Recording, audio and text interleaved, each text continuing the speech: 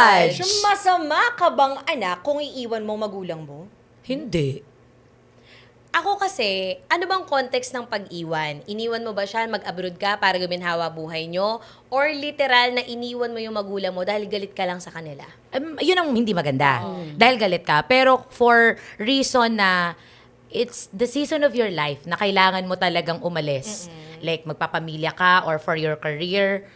I don't think may masama doon. 'Di ba? Kahit na, even, let's say, may iwan mong sila na lang mag-asawa, hindi ka pa rin masamang anak dahil doon. For that reason. Because, sa akin, bilang magulang din, hindi rin pwede nating ipinta yun sa mga anak natin na, or ikatampo natin sa mga anak natin na masama sila, na bakit naman ganun, anak, iniwan mo naman ako. Iniwan mo naman kami ni papa mo. Ikaw na lang inaasahan namin. Sana wag namang ganong, maging klaseng magulang ka ng ganon. Ikaw yung judge namin. Oo. Kung ganong klaseng magulang Yung ka. parang ginawa mong investment yung anak mo. Yes. Na nag-anak ka, actually may nabasa kong ganyan. Aha. Sa threads. So, Mahilig ako dyan. Ako Tumatambay. din. Kumbaga parang nag-anak daw sila ng 6 para daw may tumulong sa kanila na mag-aangat sa kanila sa kahirapan. Wrong Mind you, mindset. ano sila ha, yung lalaki, buko vendor. So parang ang nag-post noon, 2017 daw, first time nilang lumipat sa condo, nakikita nila yung buko vendor na yun, isa pa lang ang anak. Okay. So this year, 6 na yung anak. Wow. Tinanong niya, ba't ang dami niyo na pong anak? Ganyan-ganyan. Nasabi daw nung mag-asawa, hindi, para pag tumanda kami, mag-aalaga sa amin, tsaka para may mag-angat sa amin sa buhay. Kaso nga ang problema, ngayon pa lang, kapag ganun nang nangyayari, kasi Mami Diyos and Trina Ivana, maliliit pa lang, hindi nyo nga mapag-aral. Kaya nga, kawawa naman yung mga Oo. anak. Hindi nyo na makontrol yung sarili Diba? nyo. Oo. Kawawa naman. Unless ganito ang sitwasyon. Ang sitwasyon naman is, ang magulang nakiusap, mag-isa na lang, nanay. Mag-isa na lang si mama or mag-isa na lang si papa, nakiusap na wag niyo akong iwan dito or kung gusto, binigyan kayo ng choices. May mga ganun magulang di ba? Na parang napakabait. Binigyan pa rin, Nakakaintindi. oo, binigyan pa rin kayo ng kung gusto nyo dito, welcome na welcome kayo sa bahay. Total, wala naman akong kasama. Doon siguro medyo pag-iisipan ko. Kasi mag-isa na lang mama ko Oo. Mag-isa na lang papa ko Tapos okay naman sa partner ko, for example, di wala tayong problema. Yes. Napakalaking blessing. Sa totoo lang. Habang nagpapamilya ka, meron ka pa ring magulang. May masasandalan. Yes. May sa masasandalan. Oo. Willing, hindi lang anak ang turing sa'yo, kundi pati sa partner mo, Oo. anak din ang turing. Napakaswerte mo. Kaya, wag nyong, kumbaga, iitsipwera yun, inyong hindi nyo pahahalagahan. Actually, privilege nga siya Yes, actually. 'Di ba kasi kung tutuusin, pagkatapos ng lahat wala nang responsibilidad Oo. ang magulang mo sa'yo. Pag Yes. nagkaanak ka na, nagkapamilya ka na. Pero kapag nag-step up pa rin ang magulang mo, napakaswerte mo dahil hindi Correct. lahat ganun. Totoo. Iba't iba kasi yung situation sa pamilya. Totoo. Kapag, let's say, yung anak gusto nang umalis ng bahay kasi gusto niya nang simulan yung karir niya. Sometimes, iniiwan niya yung magulang niya na mag-isa na lang. Madami kasi sa sa Pilipinas, Oo. na naiwan na talaga yung magulang. Kaso nga lang, iba kasi yung situation pag mag-isa na lang yung nanay mo. True. Tapos, Medyo nakaka-guilty. Diba? Tapos Oo. matanda na siya. Ikaw naman, anak, naiisip mo na sa sarili mo, buong buhay ko nga, inalagaan na kita. Diba? Buong buhay ko na nga, ako na nga lang sumalo sa'yo. Kasi yung unang mga panganay mo na kapatid, iniwanan ka na. Parang nakaka-emotional yan. Diba? O, naalala ko kasi yung friend ko, parang gano'n yung nangyari sa akin. Buhay niya. Oo, kaya parang nakakalungkot lang din kasi talaga sa parte ng pagiging magulang. Oo. Na May iwan silang nakikita mo mag-isa. yung anak mo kasi, nagkakaroon na ng sariling buhay, sariling isip. So, paano ka na? Oo. Iyak na agad ako kasi ni-imagine ko sa yung parents ko. Oo, may iwan. Oo, parang, kung ako parang hindi ko nakikita yung sarili ko na may iwan silang dalawa na alone talaga sila sa bahay. Nahahayaan mo. Nahayaan ko kasi parang hindi ko, kasi ako nga di ba, parang, hindi ko kaya, oh my gosh! Parang ano ba yan? Yung parang, all my life, binigyan nila ako ng comfortable life. Yes. And then, nung ako na yung gusto kong mabuhay, ako na yung komportable sa buhay ko, sila na lang dalawa. Bigla kang aalis. O bigla na akong aalis. Parang, for me, hindi ko nakikita ang yun, yung parang masama na nagiging investment yung mga anak. Kasi parang, sa akin, ayokong tignan siya ng ganun na Oo, investment Kasi bilang mga anak, hindi naman natatapos yung responsibilidad natin ng pagiging anak kasi anak pa rin tayo Eh sila nga, kahit tumandaan na sila, magulang pa din sila eh. 'Di ba? Ginagabayan pa nga din nila tayo kahit matanda na sila eh. Imaginein mo, yung, kagaya ng mga lola at lola natin, 'di ba? Lola, matanda na sila, hindi na nga alam kung saan nila kinukuha yung mga pera nila eh. Pero pag nandyan yung mga apo nila, aabutan Bigay. nila ng pera. Correct. Magbibigay sila ng pera.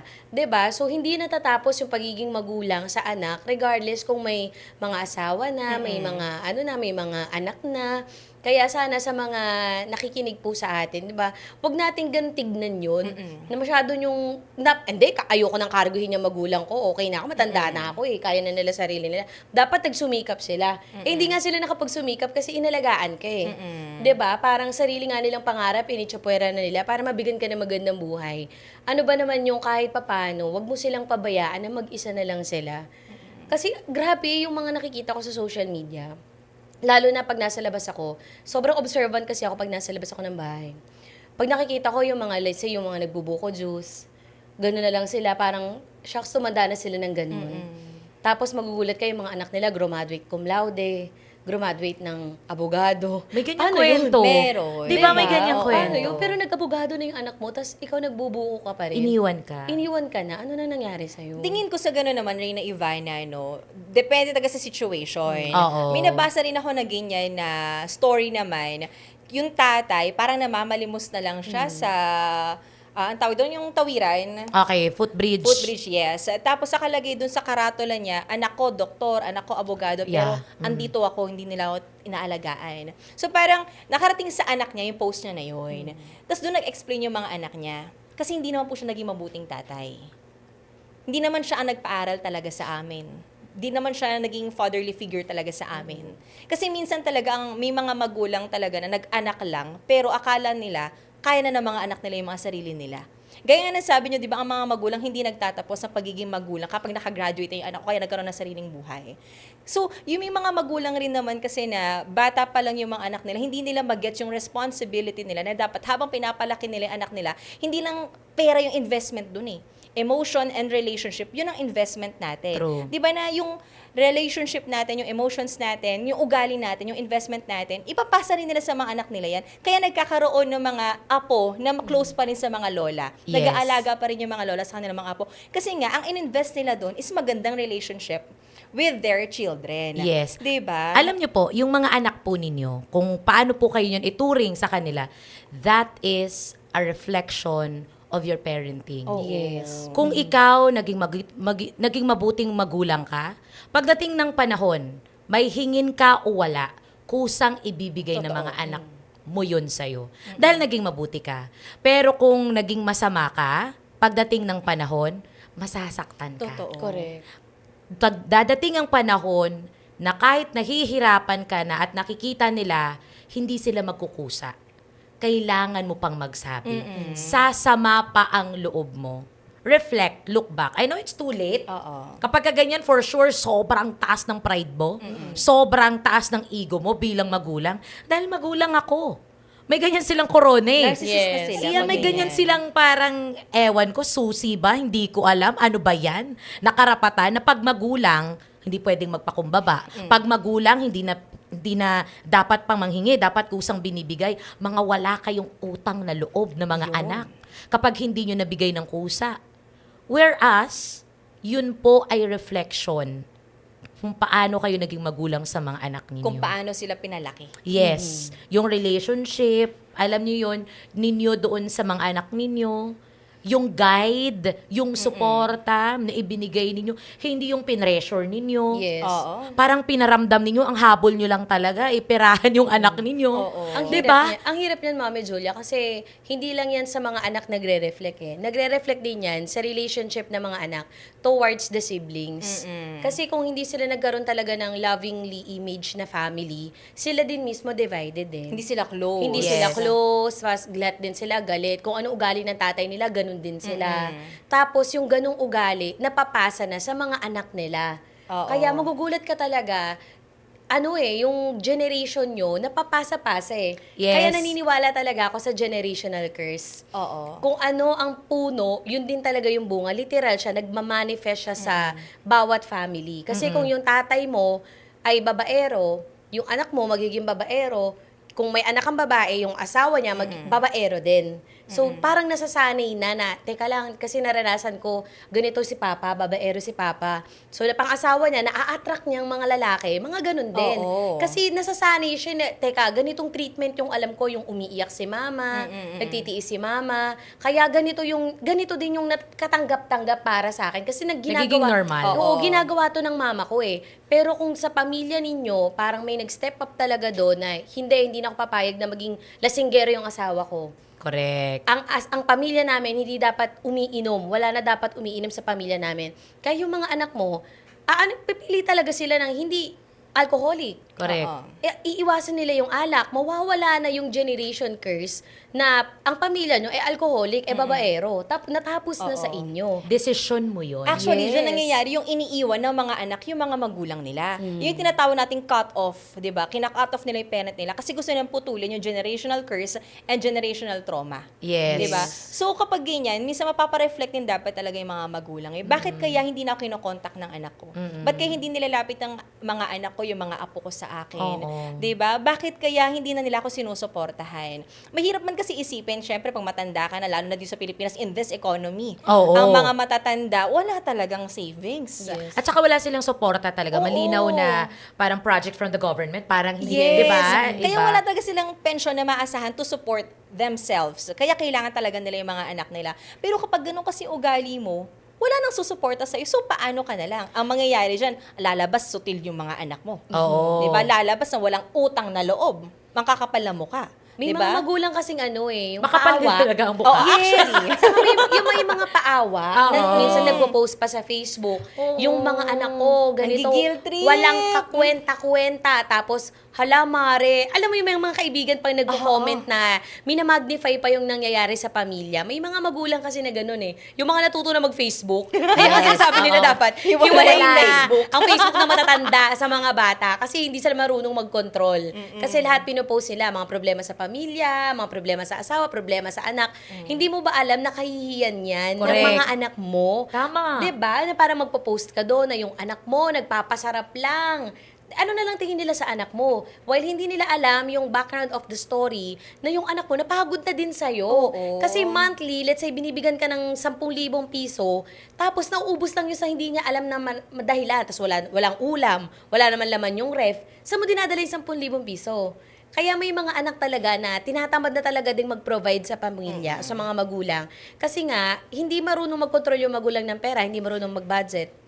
Tapos hindi marunong maka-appreciate sa mga True. ginagawa ng kanilang mga anak para sa kanila. Feeling entitled kasi sila. Yes. Kasi nga, magulang sila. Oo. Yan ang lagi nilang tinatahilan. Eh. Dapat Nanay lang. ako. Oo, dapat Yes. lang. Kumbaga, dapat lang na sinusuportahan mo ako kasi Oo. nagtatrabaho ka na eh. Pinag-aral kita, Oo. pinakain kita mula bata ka hanggang makagraduate ka. Pero kasi kung iisipin natin, no, it's responsibility of the parents. Correct. Na ibigay yung mga basic necessity ng mga Yes. bata. Tama. Ano yung mga basic necessity na yun? Pagkain, clothing, 'di ba? Shelter, Bahay. education. 'Di ba? Yan yung mga basic na dapat binibigay natin sa mga anak natin. Na kapag hindi natin naibigay, ano nga asahan natin from them? Correct. 'Di ba? So, doon sa katanungan, sa mga nagtatanong na, hanggang saan ba dapat ang utang na loob mo sa magulang? Yan ang The mahirap answer for me bayaran. is, actually wala.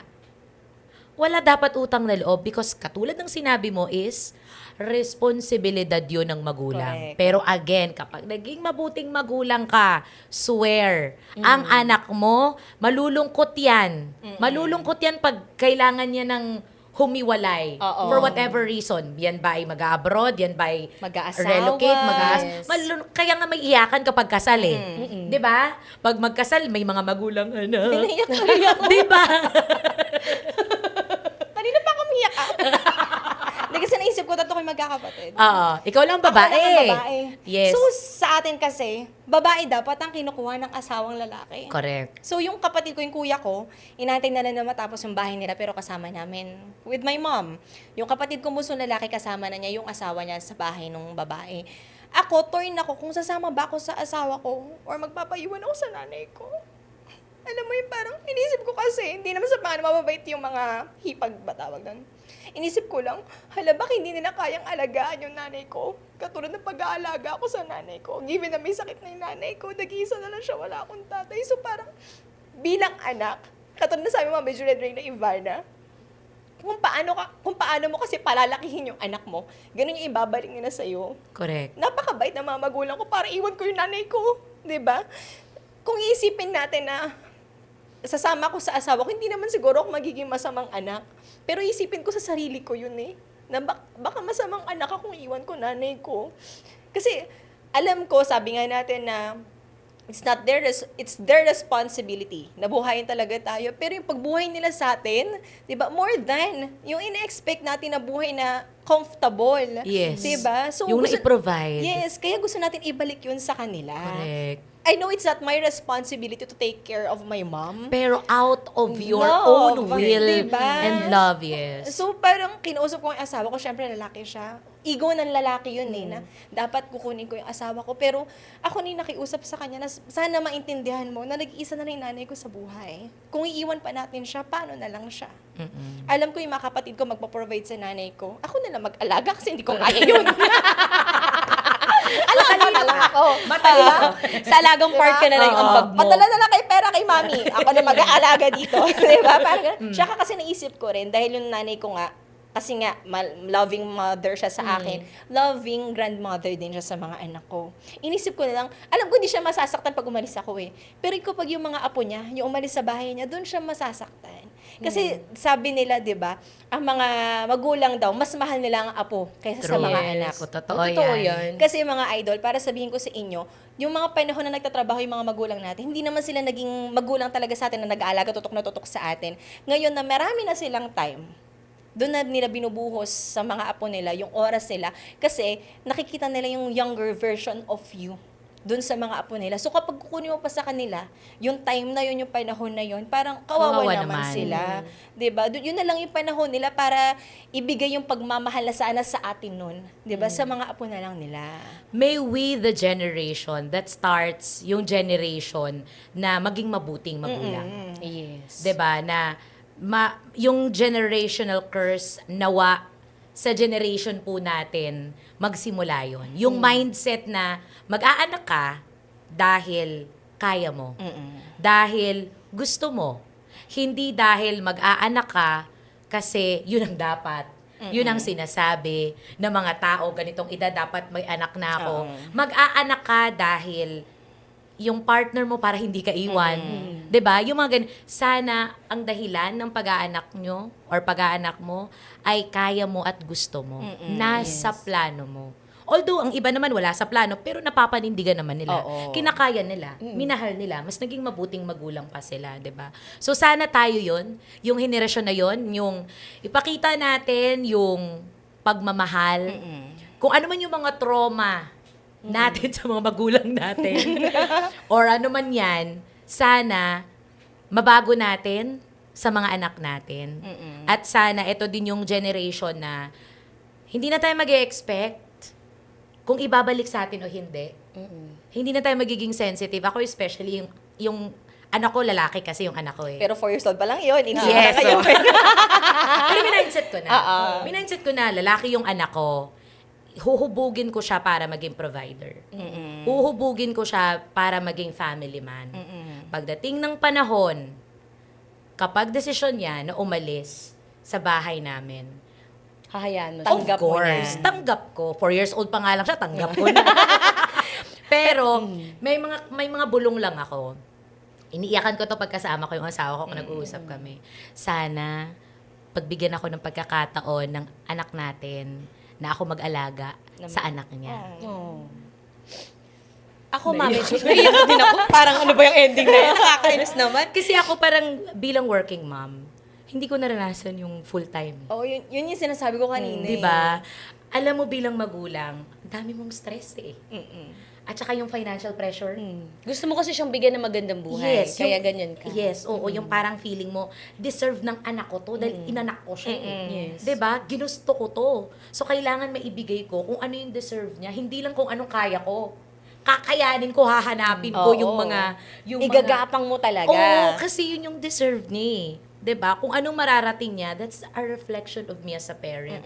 Kung saan ko siya ilalagay na environment, kung anong magiging klaseng tao siya yun. Pero sabi ko nga, sana pagbigyan ako.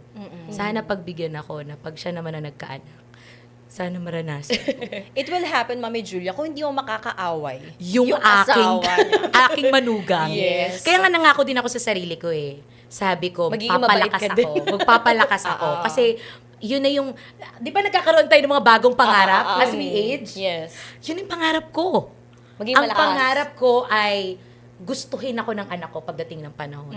Ang pangarap ko, kahit na yung asawa niya, gustuhin Gustuhin din ka ako. rin. Yes, Correct. yung tipong matatanggap nila ako sa buhay nila, nakasama nila. Parang binaliwala ko na yung asawa ko, no? Parang hindi nakasali sa picture yung asawa. Parang puro anak ko na lang. Gusto ko talagang maranasan maging full-time parent. Kasi. Oo.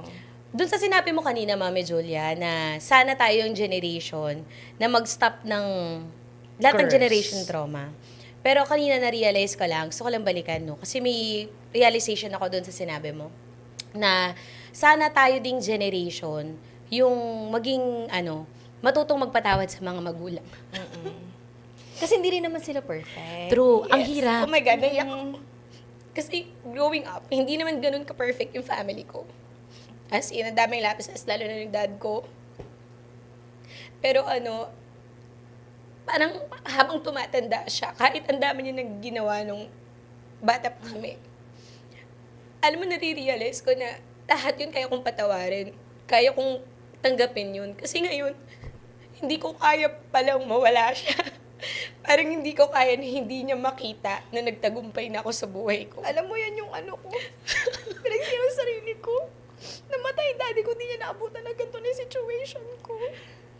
Mahal na mahal ka ng dad mo pa naman, no? Only girl. Only girl, daddy's girl ako. So parang, yun yung ko, Bubog. regret ko. Sarili ko, yung multo ko na hindi ko man lang naibalik sa tatay ko yung deserve niyang buhay. Kasi all his life, naging OFW siya. Kasi gusto niya, nanay ko nasa bahay lang. Alam mo yung typical pangarap ng lalaki. Oo. Na stay at home mami asawa niya, yung mga anak niya sa magandang eskwelahan, magandang education. Yun yung pangarap niya sa amin. Kaya hindi niya kami naalagaan. Birthday ko, hindi siya nakakauwi. Ang pinakamulto ko dun, birthday and graduation ng kapatid ko, ng bunso namin, never niya na-attenan. Gagraduate kapatid ko ng college, namatay siya. Eh yung kapatid ko pa naman, yun yung project namin, yung bunso namin. Kasi ang daming, puro kalokohan ka si Georgie.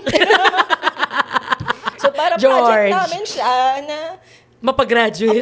pangarap namin, pag-graduate namin siya. Tapos nung nag-graduate na siya, hindi na nakakit yung daddy namin sa stage. So parang, yun yung regrets namin na, eto na yung fruit of your labor. Sana na makita mo successful na yung mga anak mo kahit sobrang stress ka dyan sa ibang bansa. 'Di ba?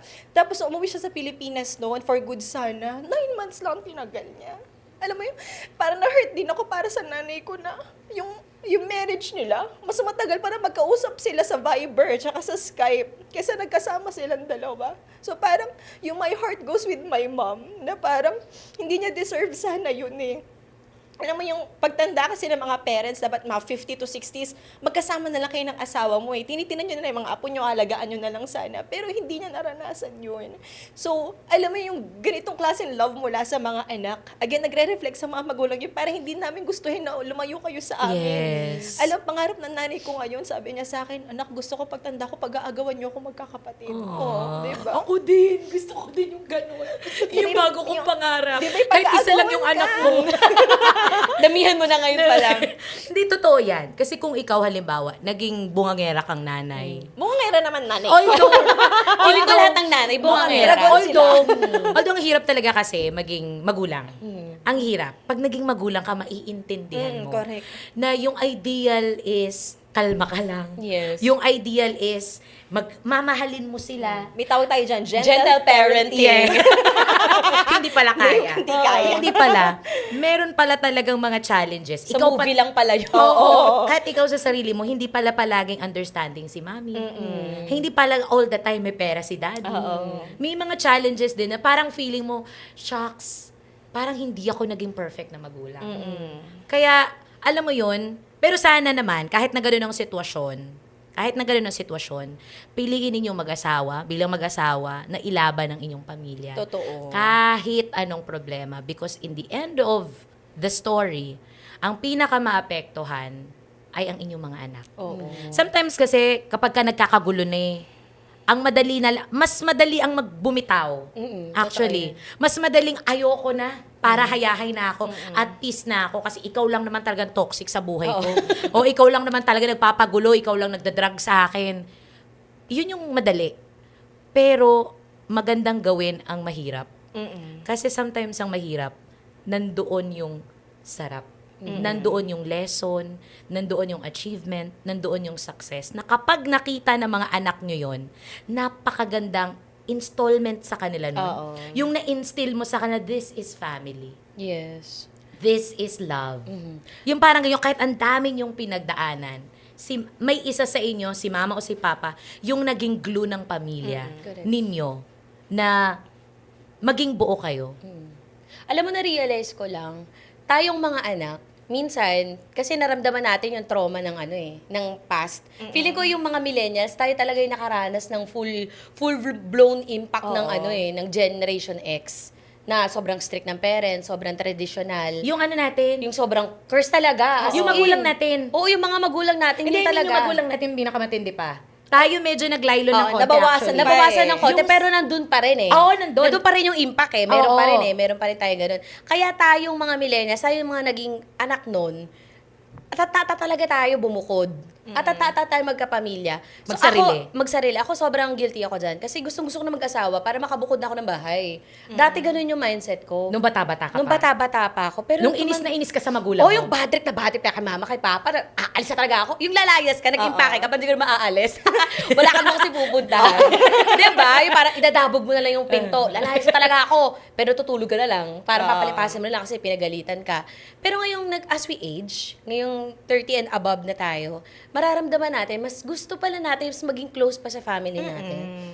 Ngayong edad na to, mas gusto mong laging kachat si mama mo, Oo. laging kamustahin yung papa mo, kahit nung baka bata-bata kayo, sobrang minumura mo na siya sa isip mo.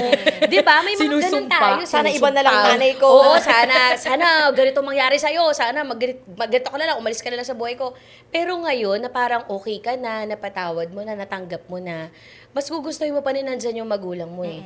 Kaya kung nandyan pa yung magulang nyo at kumpleto pa kayo, 'di ba, kahit maayos na yung buhay mo, mag-ayos yun na pang asawa mo, may mga anak ka na, sana hindi mo nakakalimutan na yung magulang mo, tumatanda na rin kasi talaga. Tama. At wala na yan ibang masasandalan kundi ikaw na lang. While yes, gusto natin ng magandang future para sa atin, gusto nating mag-abroad, hello, gusto natin mag-London, gusto Oo. nating tumapak Bumukod. sa Amerika, Oo. bumukod. Pero sana at the back of our mind, isipin pa rin natin. Kasi ito yung nakaka-guilty talaga. Dito ko talaga makatutorn kasi eh. Wait lang ma, ang tagal ko nang gusto umalis kasi sa bahay eh. Pero at the back of our mind, sana, habang binubuo mo yung pangarap mo, nandun pa rin yung rope, may kakapitan pa din yung magulang mo. Hindi yung parang bitawan mo na lahat. Kasi paano na sila? Ano na lang sila? Sino na mag-aalaga sa kanila? Sana ganun, kahit regardless kung gano'n naging kasama yung mga magulang ninyo, sana dumating tayo sa point of yung forgiveness. Patawarin natin yung mga magulang natin. Kasi eventually mumultuhin din tayo niyan eh. Hindi literal na bumulto tatay mo, Oo. bumulto nanay mo ah. Babalik sa'yo. Babalik talaga sa'yo. Correct. Lahat. Alam niyo nung takeaway ko dito sa episode natin na to, observe mo kung sino ka sa certain age mo. Like, reflect kung paano ba ako nakipag-deal nung teenager ako? Paano ba ako nung 20s ako? So that you become a good parent. Para mas maintindihan mo yung anak mo. Kasi syempre, we want the best for our child. Pero remember, nung naging bata ka, Oo. gusto mo din ba agad-agad? Like, ganon? 'Di ba? Take your experience, yung kung ano ka, yung mga decision mo, ano yung mga naramdaman mo, to be a good parent sa anak mo. Na pag nakita mo, lumalayo yung loob sa akin ng anak ko. Normal to. Kasi I remember nung teenager ako, ganun talaga. Yung ang gagawin mo na lang is, i-guide mo na lang, anak, naranasan ko yan, teenager ako, ganyan din, lamang sa labas.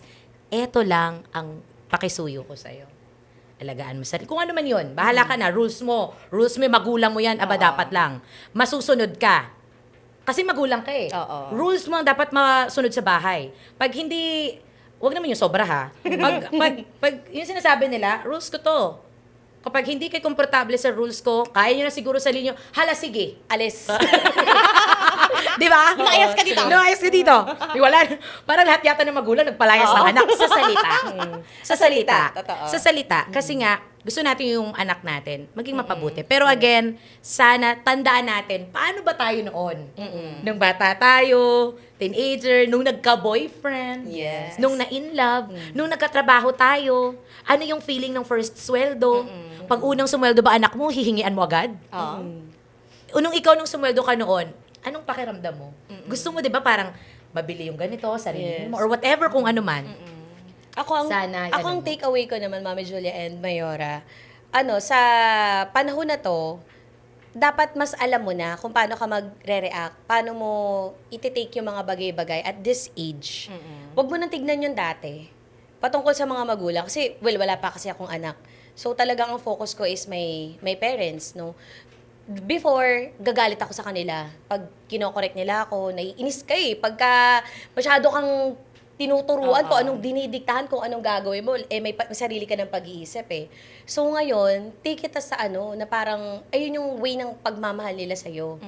Na kinokorek ka nila, ginaguide ka pa rin nila, even at this age, because alam nila na hindi ka mapapabuti sa ganung pamamaraan. 'Di ba?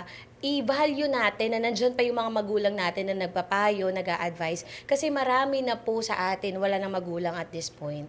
'Di ba? Kaya napakaswerte natin, meron po tayong mga magulang. Kung may nagawa yung mga magulang nyo sa inyo na hindi maganda, parang sana a part of yourself, magkaroon ka talaga ng space para sa kahit konti man lang na pagpapatawad. Kasi lagi nating iisipin, magbubumerang yan eh. Kung tayo hindi natin napatawad yung mga magulang natin dati, at this age, paano na lang pag yung mga anak natin, may nagawa tayong mali? Sasabihin ng mga anak natin, di ba ginanya mo naman din si lolo at lola? Di ba parang... May hindi mo- ibabalik pa Di ba? sila. Hindi mo naman din pinatawad si lolo. Nung libing nga niya, hindi ka nga pumunta. Parang, nung naghihingalo nga siya, parang wala ka nang ginawa. Parang, parang ganong moment. So, huwag nating ipakita sa mga magiging anak natin or kung nandiyan na yung anak mo, huwag nating ipakita kung ganito yung treatment mo sa mga magulang mo. Kasi they see. Kaya pagka meron man nagawa yung parents mo sa'yo, hindi man naging perfect yung family nyo, magkaroon ka ng pagpapatawad sa puso mo. Kasi yung anak mo, ganun din ang gagawin sa'yo. Maaatim mo ba na yung anak mo magiging suwail din sa'yo kasi ganun ka sa mga magulang mo? Totoo. At tayo naman bilang mga anak, remember, sinabi sa atin ng mga magulang natin, magkukulit tayo na sana kapag nagkaanak ka, mas higit pa sa kademonyuhan mo. Nakalimutan ng nanay natin, sila pala mag-aalaga ng mga apo nila. Oo nga, no? Be careful what you wish for. Sila Sila din. din. Nga, isipin muna natin bilang mga anak. Ako, ito talaga, Mami Jules and Reyna Ivana, no? Ako, iniintindi ko kung bakit ganun si Mami sa akin. Ba't ganun siya magpalaki? Ba't ganun siya magdisiplina? Iniisip ko yung root kung bakit. Ganito pala kasi siya pinalaki ng nanay niya.